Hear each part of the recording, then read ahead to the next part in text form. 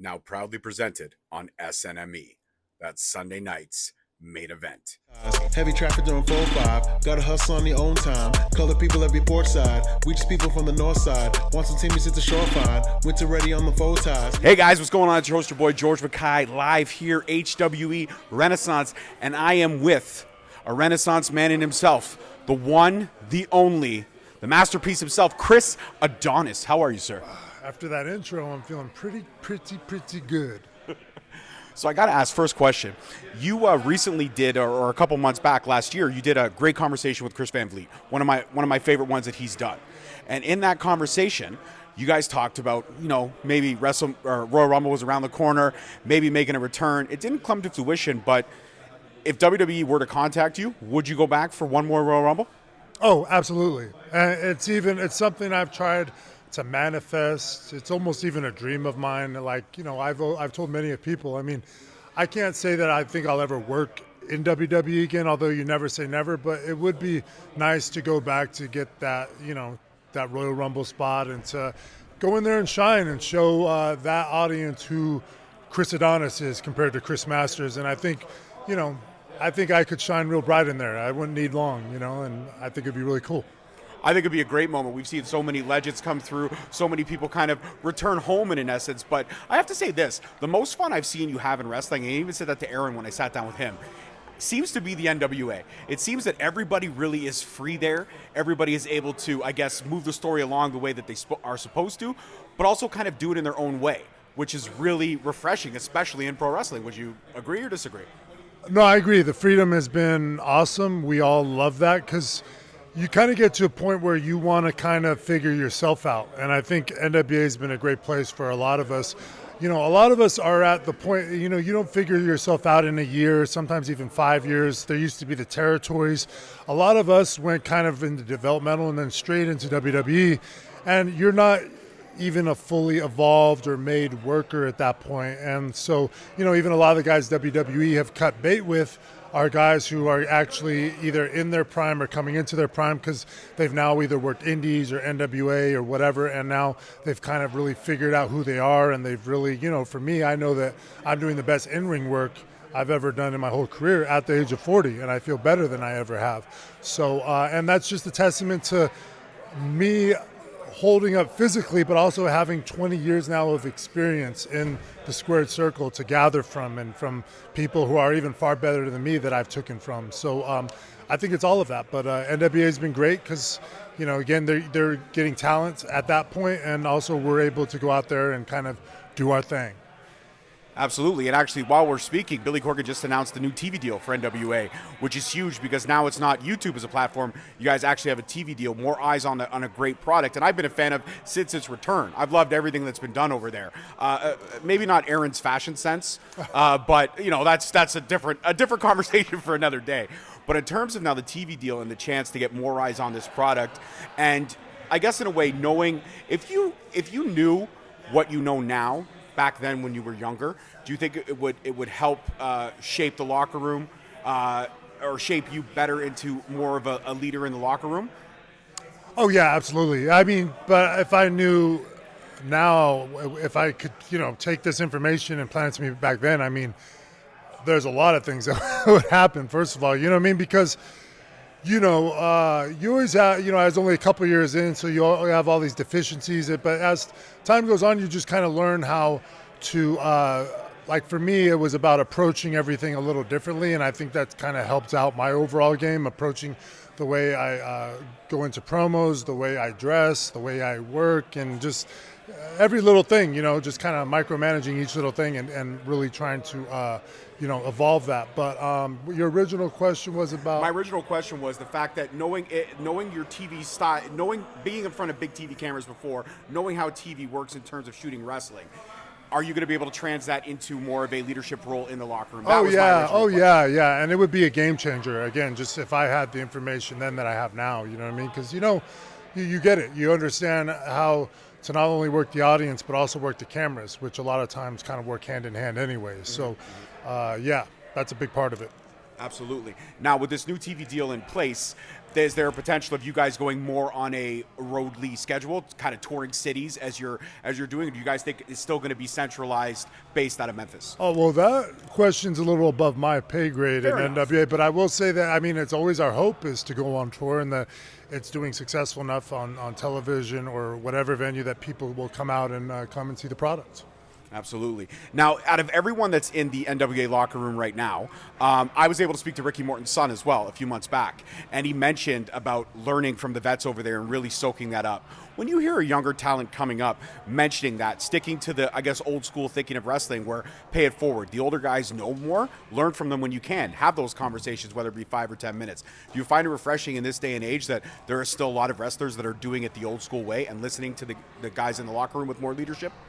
Well, yes, but that was always the way we were taught this coming up from, me, Aaron Stevens, everybody coming into OVW. Was a lot of it was, shut the F up and listen. And it was never about tuning our own horns after a match. It was really right to being critical. What could we have changed or done better in the match?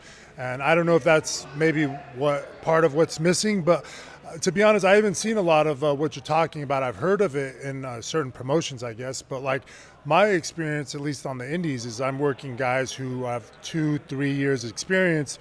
So it just goes without saying when you're working a guy with my much experience, like, dude, you're just, unless I ask you for input, just shut the F up and you're going to learn tonight. And we're, I've accounted for your F-ups already, and let's go out there and not only perform for the crowd, but this is also going to be a lesson for you in the most positive way, you know what I mean, as far as timing and all of that stuff. So, I don't think there's a lot of disrespect towards veterans, but I do think that, again, my whole group just comes from a place of, we don't necessarily put ourselves over as much as the first thing is what can be done better, what was not good, what was critical. And that's just been ingrained in our head, man. That's always been our approach. I can sit back and watch some of my work and appreciate when something's done well in a cell and stuff, but, we still kind of, our default is to what could be better, Always reaching for more. Well, yeah, and, just always just looking at again, it was never about putting yourselves over as much. Maybe you did that in your head after because you knew the match was still good, but there was that certain point that you could have done this or whatever the hell, you know what I mean? I got exactly what you're saying. So I got to ask this. My favorite time of you in WWE, and I don't want to go back to WWE because I still think what you're doing now is fantastic, but WWE, the Master Lock Challenge. Yeah. Put it on so many people. Yeah. Was there anyone that you ever felt might have been a missed opportunity that, damn, I wish I could have put the Master Lock on this person, but it didn't progress that far. I didn't have the opportunity to. They had somebody pretty wild in mind for it, but I can't remember who it was. Trying to think. I always kind of think of the Big Show because I remember when they said we were going to do a Master Lock Challenge with him, the big question was, can I get a minute? Yeah. And so then when I got to the arena, we all went out to the ring and we practiced it a few times and we just figured, it's just not going to happen. And then we're trying to figure out, well, what can we wrap a chain around to kind of bridge the gap? But then we kind of, I think the consensus was, well, that doesn't really make sense now because you can't, you don't have the torque in it or whatever. So I'm trying to think if there was a missed opportunity, though. I guess. I mean, you put a lot of people in the Master Lock, don't get me wrong. Yeah, I don't think I ever, put Hunter in it, for instance. No, I don't believe you did. But, I don't know. The missed opportunity, because, if you remember, they did have me put it on Tori Wilson and Melissa Coates. Yes. And how can you complain about a missed opportunity in terms of being a heel and getting heat than master locking women? Yeah, that's true. Imagine in this day and age. Yeah. Yeah. Putting the Master Lock on. And a Charlotte Flair or somebody like that. And dangerous. Shout out to Melissa Coates, who's now passed on, rest in peace. But man, I gave it to her aggressive, and she's a tough woman, man. She took it because I was still so green that when you're that green and you're under that kind of pressure, you don't even really know what stiff is. You're still learning how to work and what's too stiff and what's the right amount. And I was definitely snug with her, but she was a champ about it. Right, that's awesome. That's an awesome story. In terms of Chris Masters and Chris Adonis and everything that you've done in your career and everything that you've accomplished in your career, would you say that now, not in your later years, but in your more experienced years of pro wrestling, that you have any big regrets that you feel might have turned your journey a different direction? Oh, yeah.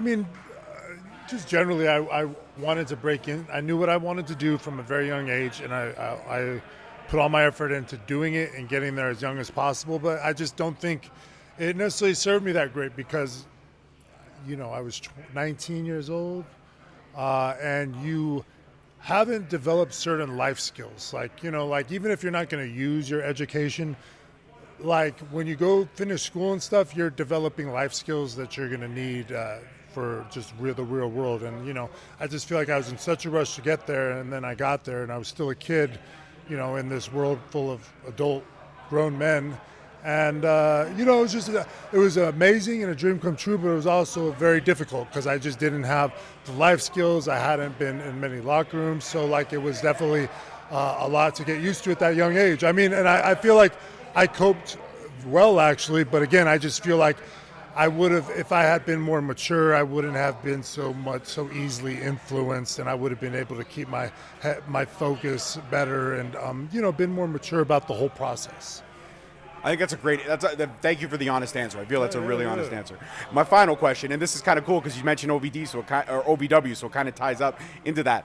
OVW, the wrestler's documentary, I don't know if you got a chance to watch it yet, but they were literally almost going to close their doors on all those years of history.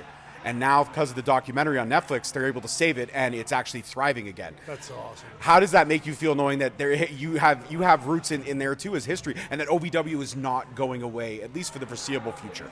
Well, I didn't know it was at risk of going away. So for me, in that aspect, for me personally, I'm obviously very happy, but I was more just seeing the success, and I was just even talking about this a little while ago.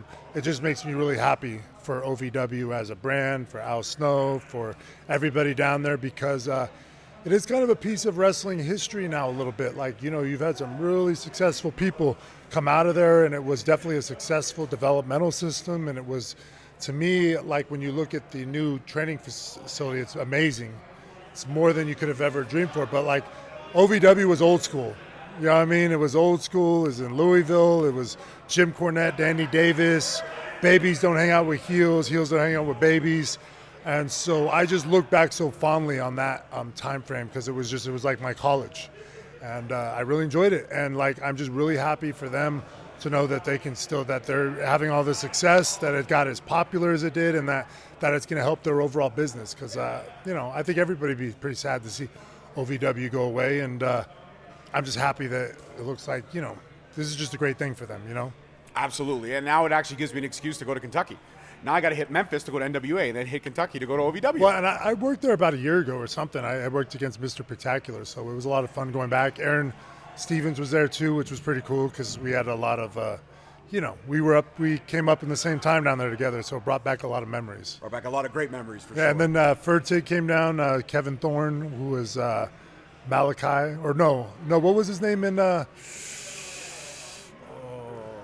He did People the are going to vampire. be hating on us right now. I know, but I'm just so spaced out right now. I just had a rough week. But Kevin Thorne, anyway, it's Kevin Thorne in OVW, so he came down too and stuff. So, yeah. It was pretty cool. Oh, yeah. Yeah, Absolutely. very cool.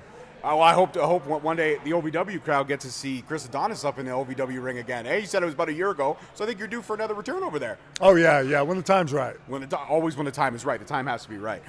Chris, thank you so much for the time, man. This is an honor. Bucket list checked off for me because you're one of my favorites of all time. If you could do me one more favor, give me some of that Chris Adonis moxie, that machismo, and tell the people at home you had a great conversation, and maybe they should take a chance to subscribe to our channel on YouTube. What's the channel? Straight Talk Wrestling. What's up, everybody? This is Chris Adonis, the masterpiece, Sexy Jesus, and you're watching Straight Talk Wrestling. That's awesome. Way better. See, that's a way better outro than I could ever do. My intro was good, but the outro was better.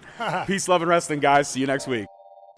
Thank you so much for watching. Please don't forget to like, subscribe, comment, and turn on that notification bell so you get notified each time we post a video. Alternatively, you can check us out on all podcast platforms and hosted on Podbean. We are also available on the SNME network. That's the Sunday Nights Main Event Patreon. Please feel free to check us out there as well. And don't forget to follow us on all social media platforms at _Straight Talk on Twitter, at Straight Talk Wrestling on Instagram, Straight Talk Wrestling on Facebook, Straight Talk Wrestling on TikTok, and of course, you can check out all our merch at ProWrestlingTees.com. I don't need a nigga.